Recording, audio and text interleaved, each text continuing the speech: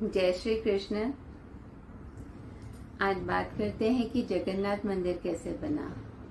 कहते हैं महाभारत में, पुराणों में लिखा है कि एक बार भगवान विष्णु राजा इंद्रद्युम्न को स्वप्न देते हैं कि तुम मेरा एक मंदिर बनवाओ और उसमें वो मूर्ति स्थापित करो जो अभी नीलांचल पर्वत पे है और उसका नाम है नीलमाधव।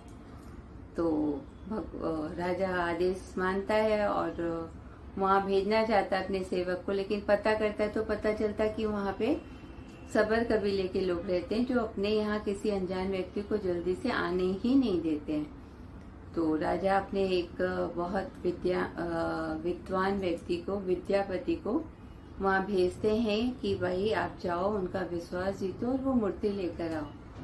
तो विद्यापति वहां जाते हैं, उनका विश्वास जीतते हैं, उस कबीले के मुखिया की बेटी से विवाह भी करते हैं और कहते हैं कि मुझे नीलमाधव का दर्शन करना है। तब तक उन्हें नीलमाधव का दर्शन भी नहीं कराया था।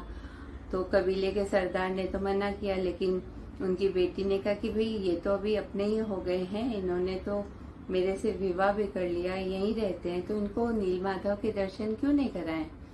फिर पिता अपनी पुत्री की बात मानते हैं और उनको विद्यापति को लेके जाते हैं नीलमाधव का दर्शन कराने। लेकिन उनकी आंख पे पट्टी बांध देते हैं कि ये ताकि दोबारा ना आ सके। तो क्या करते हैं विद्यापति, हाथ में या एक थैले में सरसों का दाने लेके जाते हैं, तो वो अपने उस रास्ते पे गिराते हुए चले जाते हैं। और वहां पे जब दर्शन करके आते हैं तो एकदम आनंदित हैं, खुश हैं। अभी रास्ता भी उनको समझ में आ गया कि जहां जहां सरसों गिरी हुई थी वहां सरसों के पौधे उग गए थे थोड़े दिन बाद।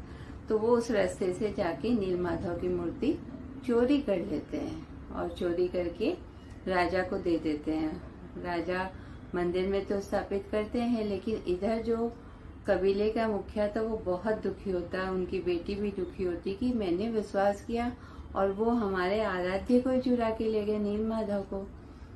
राजा भी उनसे कहते कि भाई मैंने तो तुम्हें चुराने नहीं कहा था, मैंने तो तुम्हें विश्वास जीतने कहा था।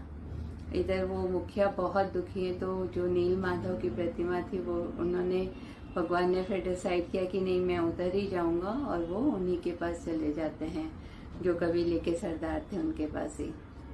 इधर राजा इंद्रद्युम्न को स्वप्न वापस देते हैं, आदेश देते हैं कि तुम मेरा भव्य मंदिर बनाओ, मैं तुम्हारे पास फिर आऊंगा। इसके बाद की बात हम कल करते हैं। तब तक के लिए जय जगन्नाथ, सबका मंगल हो।